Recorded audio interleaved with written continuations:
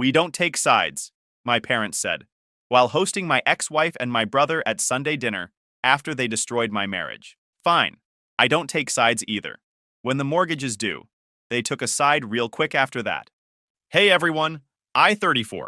Male need to get this whole mess off my chest. Fair warning, this is going to be long, but I promise it's worth it. This whole situation has been eating at me for months, and honestly, writing it down is the only way I can process what happened with my family. So here's the setup. I've got a younger brother, let's call him Derek. He's 31, and we used to be pretty close growing up. Not like best friends or anything, but we got along. Played video games together, went to each other's high school events, normal brother stuff. Our parents, both in their early 60s now, always made a big deal about treating us equally. Everything had to be fair. Same birthday budget, same Christmas presents, same college fund amounts. You get the idea. I married my ex-wife, I'll call her Madison, when I was 28. We'd been together since college, and I genuinely thought she was the one. She was smart, funny, ambitious, had this infectious laugh that could light up a room. We had this whole life planned out. The career paths, the house in the suburbs, eventually 2 kids and a dog. The whole package that you're supposed to want, you know? Madison worked in marketing at this tech startup downtown. Long hours, lots of networking events, team building activities, the usual startup culture stuff. But the money was good and she loved it. Said she was building something real, something that mattered. I'm a civil engineer, which means steady work, decent pay, but nothing flashy. I design bridges and highway systems. Important work, but not the kind of thing people get excited about at parties. We bought a nice 3-bedroom house in a good neighborhood about 4 years ago. Nothing fancy, but it had a backyard, good schools nearby for when we had kids, and a 2-car garage. Not huge, but it was ours. We picked out paint colors together, argued about furniture placement, hosted our first Thanksgiving there. All the things young married couples do. My parents live about 20 minutes away in the house I grew up in. Same split-level ranch they bought when I was 2 years old. They're both retired now. Dad used to manage a hardware store, and Mom was a school secretary for 30 years. Good people, solid middle-class background. They worked hard, saved money, did everything right, or at least I thought they were good people. Thought they did everything right. They had this tradition of Sunday dinners that they took really seriously. Every single week, the whole family was supposed to show up at 5 o'clock sharp. Mom would make pot roast or lasagna or her famous fried chicken. We'd sit around that big oak dining table they'd bought at an estate sale back in the 80s, and we'd eat and talk and pretend we were this functional, happy family. It was their thing, you know, keeping the family together no matter what. Derek never really settled down. He bounced between jobs like they were trampolines. Started as a bank teller. Got fired for being late too many times. Tried selling insurance. Hated it. Quit after 4 months. Went back to school for graphic design. Dropped out halfway through. Worked at a gym for a while. Then a call center. Then did some freelance web development that never really took off. Always had some new scheme or business idea that was definitely going to make him rich this time. Never quite worked out. But he's charming though, I'll give him that. Always knew how to talk his way into things. Talk his way out of trouble. Could convince you black was white if he tried hard enough. Our parents would bail him out when he got in financial trouble, which happened more often than I'd like to admit. Rent money here, car payment there, just a little loan to get this business off the ground. I never said anything because, well, that's what family does, right? You help each other out. You don't keep score. The problem started about 2 years ago, but I didn't see them coming. How could I? You don't see a freight train coming when you're looking the other way. Madison started working even longer hours. There were more business trips to conferences in other cities, more late-night calls she had to take in another room, more weekend work sessions at coffee shops. I figured it was just her job getting more demanding. The startup was growing fast, bringing on new clients, expanding into new markets. She was up for a promotion to senior marketing director. Made sense that she'd be stressed, busy, distracted. Derek started coming around our place more often too. He'd drop by when I was at work, saying he was in the neighborhood and wanted to say hi to Madison. Just being friendly, being a good brother-in-law. She told me he was helping her with some tech stuff for work since he'd done some coding in the past.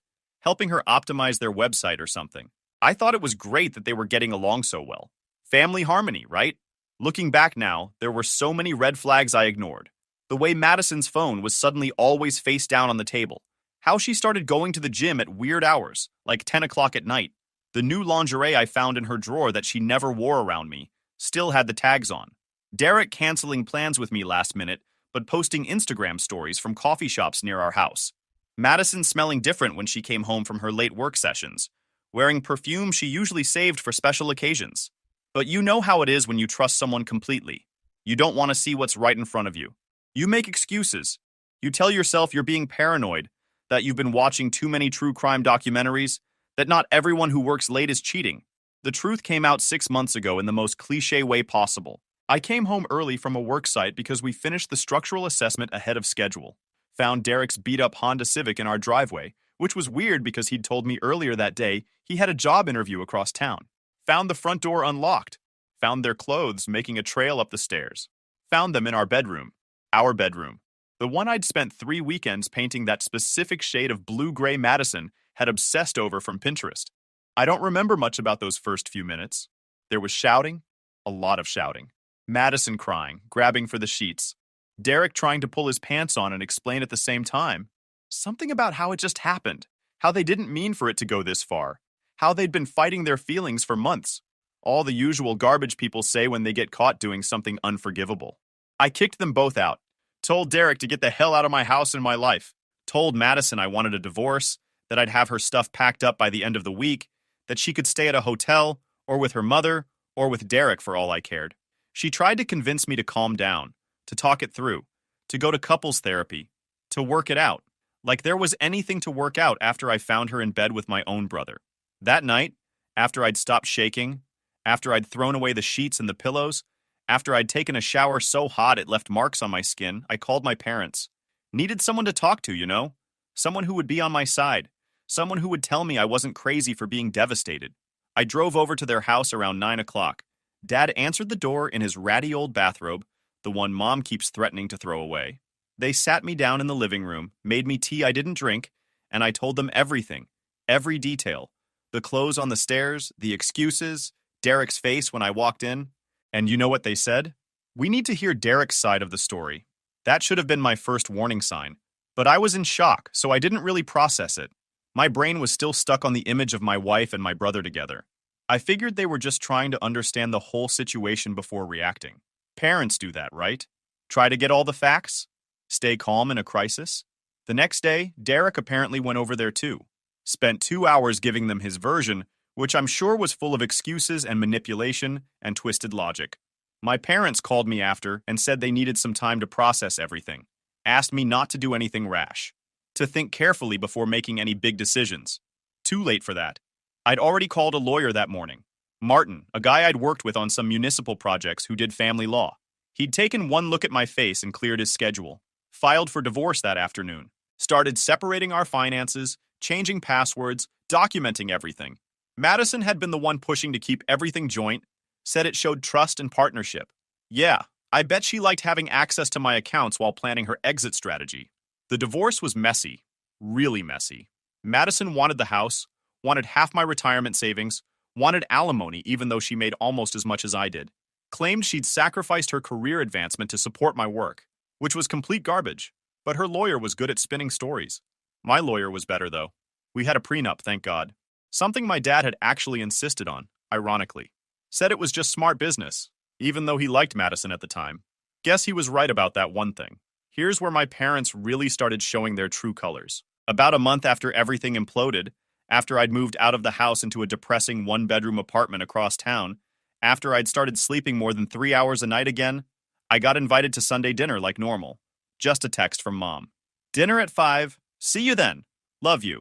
Figured it might be good to get out of my apartment, the place that smelled like old takeout and defeat. Maybe talk to my parents about everything that was happening with the lawyers. Have some home-cooked food instead of another frozen pizza. Feel normal for a few hours. I showed up at their place at 5 sharp, walked in through the back door like I'd done 1,000 times before, and guess who was sitting at the dining table? Madison and Derek. Together. Sitting next to each other. Laughing about something with my mom in the kitchen, like they were all old friends catching up. I just stood there in the doorway, completely frozen. Couldn't move, couldn't speak, couldn't process what I was seeing. My dad came over, put his hand on my shoulder in that fatherly way he used to do when I was upset about something, and said, "We don't take sides in our family. Everyone deserves a place at our table." I looked at him, really looked at him. Saw my dad, the man who taught me to ride a bike, who came to all my baseball games, who helped me move into my first apartment. And I didn't recognize him. Are you serious right now? Derek is our son too, Mom said, coming out of the kitchen with her floral oven mitts still on. And Madison was part of this family for 6 years. We can't just cut people out. That's not what family does. They were sleeping together, I said, my voice sounding weird and distant. In my house, in my bed, for months. Dad sighed like I was being difficult about something minor. We understand you're hurt, but Derek explained that you and Madison had been growing apart for a while. That you were distant, focused on work. These things happen. People make mistakes. We need to move forward as a family, growing apart. That's what Derek told them. Not that he'd been systematically betraying his own brother for who knows how long. Not that Madison had been lying to my face while planning a future with someone else. Just that we'd been growing apart, and these things happen. Madison had the audacity to give me this sad smile, this pitying look. I'm glad we can all be mature about this. I think it's important that we stay civil. I left. Didn't eat, didn't sit down, didn't say another word. Just walked right back out that door and got in my car and drove. Ended up at a bar I'd never been to on the other side of town. Got about 50 texts that night from my mom saying I was being childish and that I needed to learn forgiveness. That holding grudges would only hurt me. That Derek was sorry and Madison was sorry. And everyone deserved a second chance. The Sunday dinners continued. Every single week, Derek and Madison would be there. Sitting at that table, eating my mom's cooking, probably talking about how unreasonable I was being. My parents would invite me, and every week I'd decline. They started getting annoyed with me. Said I was holding a grudge, that I was being petty, that family is supposed to forgive each other no matter what. My brother, who betrayed me in the worst way possible. My ex-wife, who cheated on me for months. And my parents expected me to just sit at a table and pass them the mashed potatoes, like nothing had happened. Like I hadn't walked in on them destroying my entire life. Here's something I haven't mentioned yet. Something that becomes important later. About 5 years ago, my parents almost lost their house. Dad had made some bad investments, trying to play the stock market with some buddies from the hardware store. Lost about $40,000 in some tech startup that went belly up. They got behind on their mortgage. Like really behind. We're talking foreclosure notices, lawyers calling, the whole nightmare scenario. I helped them. Used a big chunk of my savings, about $30,000, to catch up their payments and get them out of default. Then, to make sure they'd never be in that position again, I refinanced their mortgage in my name. Better credit score, better interest rate, the works. Cut their monthly payment by almost $400. They made the monthly payments to me, and I paid the bank. It was supposed to protect them, help them retire comfortably. The house is in their name, but the mortgage is in mine. Legally, I'm responsible for it. If they don't pay, it hits my credit. If they default, I'm on the hook. For 5 years, they never missed a payment. Things were good. They thanked me every month when they handed over the check. Said I was such a good son, so responsible, that they didn't know what they'd do without me. I never thought twice about it. They were my parents. You help your parents. But after 3 months of Sunday dinners with Derek and Madison, after 3 months of my parents telling me I needed to get over it, after 3 months of being told I was the problem for not wanting to play happy family with the two people who destroyed my marriage, something in me shifted. I was sitting in my apartment one Sunday, the same time the family dinner would be happening. I could picture it perfectly. Mom bringing out the pot roast, Dad carving it at the head of the table, Derek and Madison sitting there, probably holding hands under the table, probably relieved that I wasn't there to ruin the mood with my negativity. And I thought, if they don't take sides, then neither do I. I pulled up my bank account on my laptop, looked at that mortgage payment that came out like clockwork on the first of every month, $1,200, had been paying it for 5 years without fail. I drafted an email, read it over 3 times, made sure it was professional and clear. Dear Mom and Dad, due to recent changes in my financial situation, I will no longer be able to cover the mortgage payments on your property. Your first payment will be due on the 1st of next month. The amount is $1,247.83. Please make arrangements accordingly. I've attached the mortgage company's contact information and account number for your reference. I stared at that email for about 20 minutes before I hit send. My finger hovered over the button. This was it. This was the nuclear option. Once I sent this, there was no taking it back. I hit send. My phone started ringing within 5 minutes. Mom's name on the screen. I didn't answer. Let it go to voicemail. Her voice was panicked, shaking. What are you talking about? What financial changes? This doesn't make any sense. Call us back right now. We need to talk about this. I didn't call back. Instead, I sent a follow-up email with copies of the original loan documents showing they were the homeowners, the mortgage statement, and the bank's contact information. Everything they needed to set up their own payment plan. They had 25 days to make arrangements. The calls kept coming. 23 missed calls that first night. Dad left a voicemail saying this was unacceptable, that we had an agreement, that I couldn't just change the terms like this. Another from Mom crying, asking how I could do this to them. How could I be so cruel? Derek even called, telling me I was being manipulative and using money to punish people, that I was showing my true colors. That last one made me laugh. Derek calling me manipulative. Derek, who'd been sleeping with my wife while pretending to be my brother. The irony was almost funny. I finally answered on day 3. My mom was crying before she even said hello. How could you do this to us? This is our home. We've lived here for 32 years. You're right, I said calmly, surprised by how steady my voice was. It is your home, and you should be the ones paying for it. We can't afford these payments. You know that. That's why you took over the mortgage in the first place. Then you should probably cut back on some expenses. Maybe stop buying dinner for 6 people every Sunday. That's gotta add up. Pot roast isn't cheap. Silence on the other end. I could hear her breathing. This is about Derek and Madison, isn't it? Dad had gotten on the line, voice tight with anger. This is about me not subsidizing people who don't respect me. You said you don't take sides. Great. I don't take sides either. Which means I'm not taking your side when it comes to paying your bills. That's completely different. Is it? Because it seems pretty similar to me. You made a choice to keep hosting them, to keep welcoming them into your home, to keep telling me I'm wrong for being hurt, to tell me I'm being petty and immature for not wanting to sit across from the people who betrayed me. Those were your choices. This is mine. Mom started crying harder. You're going to make us lose our house. We'll be out on the street. No, you're going to lose your house if you don't figure out how to make the payments. I'm just not going to prevent it anymore. There's a difference. We're your parents. We raised you. We put a roof over your head. And Derek is your son. And Madison was your daughter-in-law for 6 years. Apparently, those relationships are sacred and worth protecting no matter what they do. So I'm sure your relationship with Derek is worth him helping out with the mortgage, right? He can chip in. He's been living rent-free with his new girlfriend Madison, so he should have some money saved up.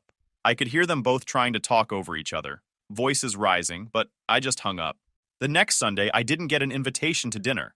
In fact, I didn't hear from my parents at all for 4 days. When my mom finally called, her voice was cold, professional almost. Derek says he can't help with the house payments. He's been struggling financially, between jobs again. That's unfortunate. Madison said you got the house in the divorce, so she can't help either. All her money is tied up in legal fees. Sounds like you're in a tough spot then. How can you be so cruel? We raised you. We gave you everything. We sacrificed for you. You gave me everything equally with Derek, remember? You always made sure of that. Same college fund, same birthday presents, same everything. So I'm sure he'll step up equally now. That's only fair, right? She hung up on me. 2 weeks before their payment was due, my dad called. No mom in the background, no crying, just him. And he sounded tired. What's it going to take? He asked quietly. What do you mean? For you to keep paying the mortgage. What do you want? Money? An apology? What? I thought about it. Really thought about it. I want you to choose. Choose what? Derek and Madison, or me. You don't get both. You said you don't take sides, but Dad, you did take a side. You took their side the moment you invited them to your house and expected me to be okay with it. The moment you told me to get over it. The moment you said Derek's excuses were good enough. He's my son. So am I. But you decided his comfort was more important than my pain. You decided having them at your table was more important than having me. So now you get to decide if their company is worth your house. Long silence. I could hear him breathing, hear the TV in the background. That's not fair. Neither was walking into my parents' house and seeing my ex-wife and my brother laughing together like they didn't blow up my entire life. But you know what? Life isn't fair, Dad. You taught me that. Remember? When I didn't make varsity baseball sophomore year, and you said life isn't fair, you just have to work harder? When I didn't get the scholarship I wanted, and you said sometimes things don't work out the way we plan? This is different. Yeah, it is. Because I'm not asking you to work harder. I'm asking you to make a choice. The same choice you've been asking me to accept for months.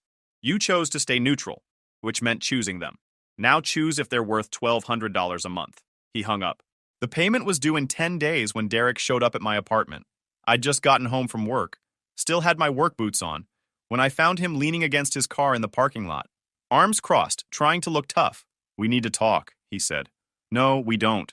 Mom and Dad are going to lose the house because of you. Their house. Where we grew up. Where they've lived for over 30 years. No, they're going to lose the house because they can't afford it. And they decided that maintaining a relationship with the guy who slept with my wife was more important than maintaining one with the guy who's been paying their mortgage for 5 years." Derek's face flushed red. "It wasn't like that with Madison and me. You don't understand. It just happened. We didn't plan it. Things don't just happen, Derek. You made choices. Every time you came to my house. Every time you texted her. Every time you sat next to her at Sunday dinner and smiled at me like everything was normal. Every time you lied to my face. Those were choices. You chose to do that. I'm your brother. We're supposed to forgive each other. You were my brother. Now you're just some guy who screwed my wife and expected me to get over it because we share DNA. Look, I get that you're mad, but taking it out on Mom and Dad isn't right. They didn't do anything wrong. They're just trying to keep the family together." I actually laughed at that. "They did everything wrong, Derek.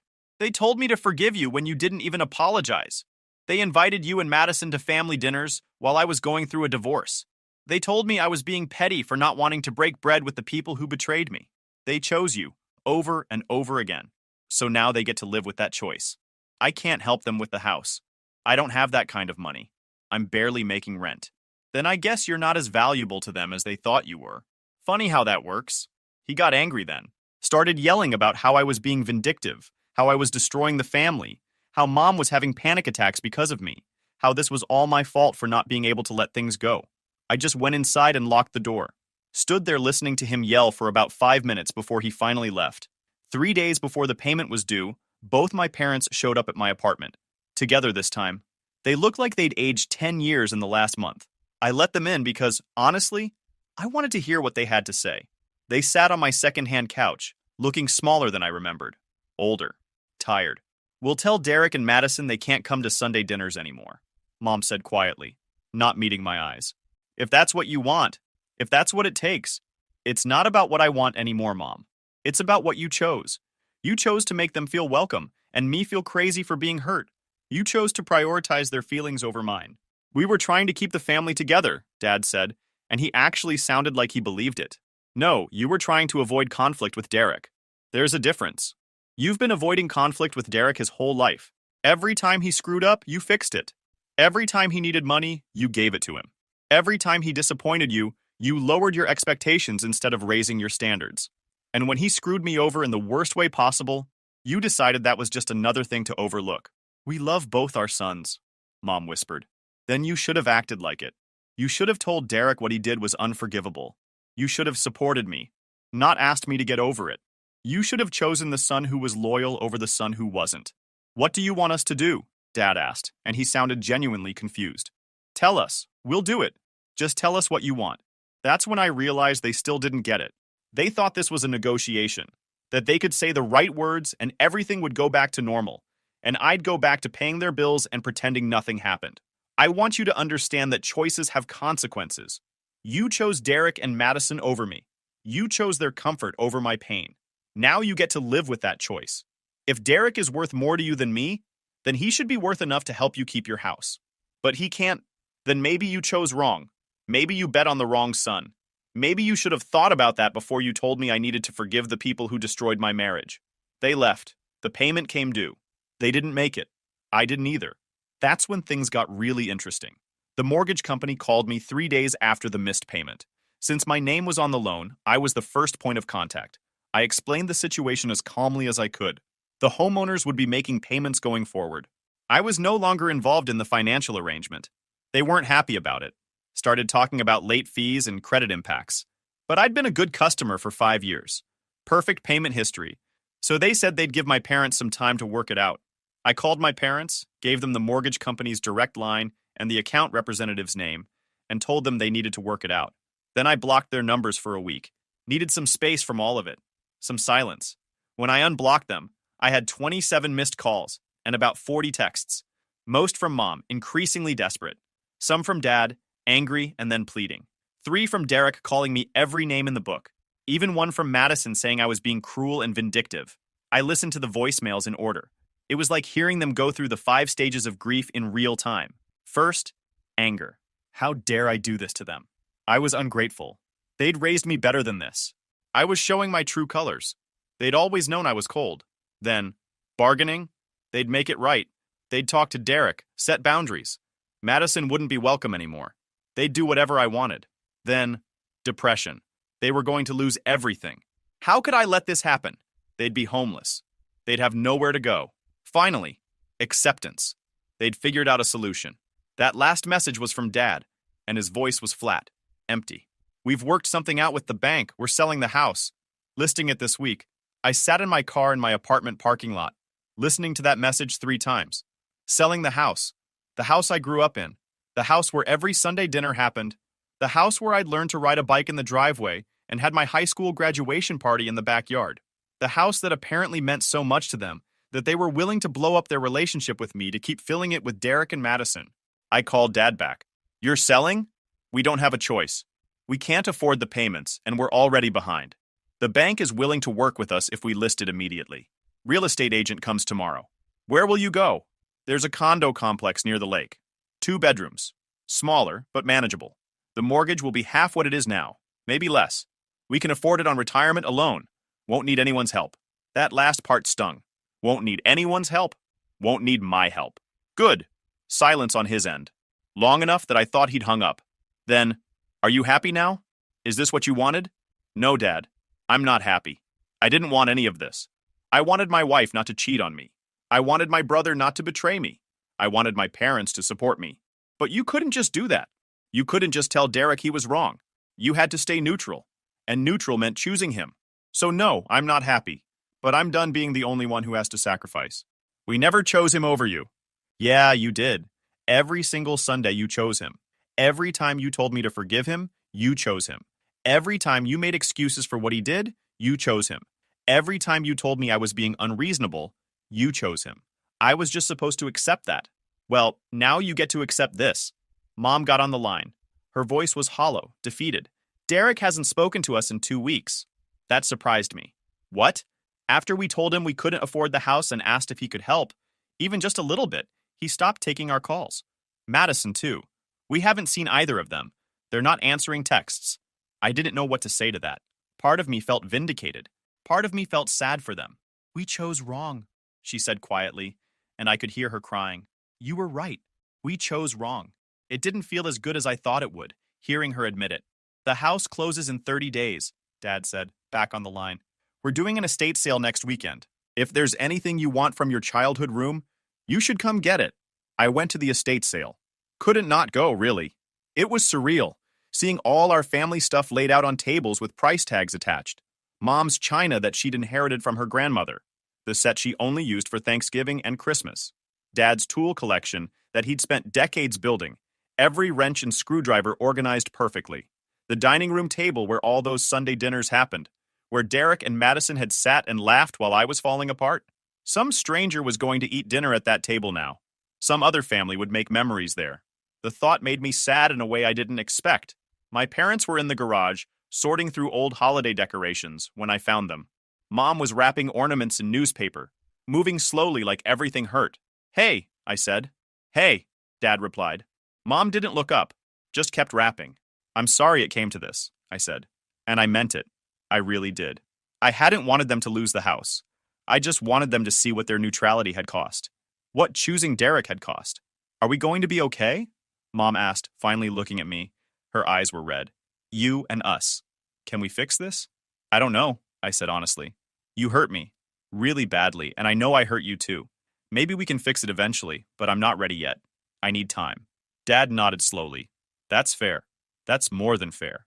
For what it's worth, Mom said, carefully setting down an ornament. We haven't talked to Derek since we asked him for help with the house. He said we were being manipulative, that we were using our financial problems to guilt him. Said he had his own life to worry about. The irony wasn't lost on any of us. Derek, who they'd chosen over me, had abandoned them the second they needed something from him. I'm not asking you to cut him out, I said. I don't want you to have to choose anymore. But I need you to understand that I can't be around him, or Madison. If you want a relationship with me going forward, It has to be separate from whatever relationship you have with them. He's our son, Dad said, but there was less conviction in it than before. So am I. They sold the house 3 weeks later. Some young family with 2 kids bought it. Said they loved the backyard, loved the neighborhood, probably going to paint over the blue-gray bedroom and make it a nursery. My parents moved into a 2-bedroom condo near the lake.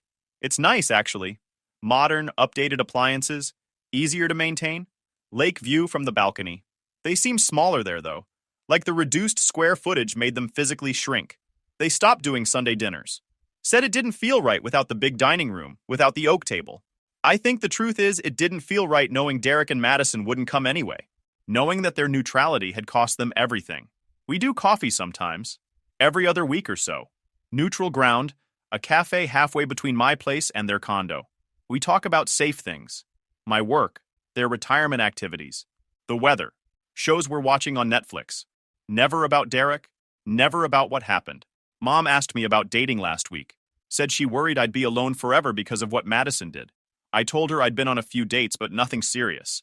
That I was taking my time, being careful. She didn't push, didn't offer to set me up with anyone. Progress, I guess. Derek sent me an email about a month ago. Long, rambling, full of apologies and explanations. Said he and Madison broke up. Shocker.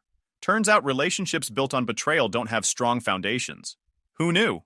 He's working at a car dealership now. Selling used cars. Making decent money, he says. He asked if we could talk. Maybe get coffee. Start over. I haven't responded. Don't know if I will. Some things can't be fixed with words and coffee. The divorce finalized 3 months ago. I got the house, kept most of my savings. Madison got some of the furniture and her car. She tried to add me on LinkedIn last week, probably job searching and trying to expand her network. I declined. My parents paid me back for the missed mortgage payment. Sent me a check with "We're sorry" written in the memo line. I deposited it but didn't cash it for a week. Not sure why. Maybe I wasn't ready to close that chapter yet. YouTube just dropped this new hype feature. If you're hooked on this story, smash that hype button. It tells YouTube this video deserves to blow up, and it keeps even crazier stories coming your way.